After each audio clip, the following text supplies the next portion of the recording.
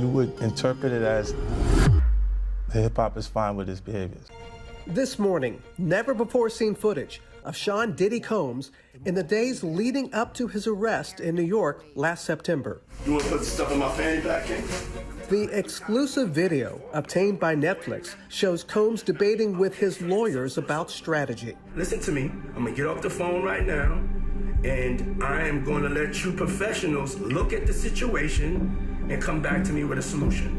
No matter what, no matter what nobody said. Let's just here and there, y'all are not working together the right way. We're losing. The footage is part of a new, highly anticipated docuseries by director Alex Stapleton and rapper and executive producer Curtis 50 Cent Jackson, titled Sean Combs: The Reckoning. Curtis, Alex, thank you so much for the time right now. I'm looking forward to talking about this, and this is something that a lot of people have been talking about for some time now. Alex, let me begin with you.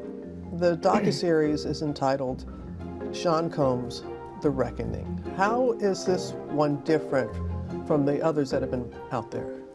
Well, you know, I think that the biggest marker of what makes this film or this series different is how much time we took into putting into the making of the film, doing our due diligence to get the right voices, you know, to the table, and you know, this is a series that spans over 30 years, so just by covering that much time, it took a lot of time for us to dig in and to kind of make sense of this story and to put this timeline together. Yeah, and there's like some never-before-seen footage that I'm going to talk to you about in just a moment. But Curtis, people know about this very public, long-standing feud that you've had with Sean Combs. So what brought you to this project? Well, you know, I just want to make really hit television. I like the idea of it being exciting, and I picked this project and started working on it about 5 months before I found Alex. And I know that she has the artistic integrity that it would take to make it a great project, you know. And there's the Quincy Jones era of production is find me that bass player because he's the baddest man out there in Chicago, and find me that keyboardist and fly them in from Miami, and we put them in and had the greatest jam session they ever heard, and it just always resulted in great and hit music. And I take that concept into television production. You take that into everything you do, sir. That's right. You really do. And it really comes through, and appreciate that about you.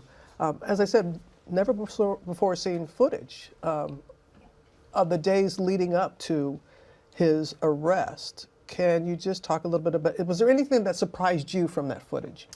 The footage, well, I mean, I think it's rare to find someone who's being, you know, talked about all over the country. You know, all eyes were on him, you know, so to speak. And it was really interesting to see his last days of freedom, you know, and what was sort of important to him. Obviously, you know, there's phone calls with his attorneys, you know, with his team. It was very interesting to watch a man who's known for his brand presence. You know, he has a really amazing knack for marketing and all of that, and how he was sort of taking that into account and how he was coming off to the public, you know, in the days leading up to his arrest and indictment. So that was interesting. It was also just interesting to see how laid back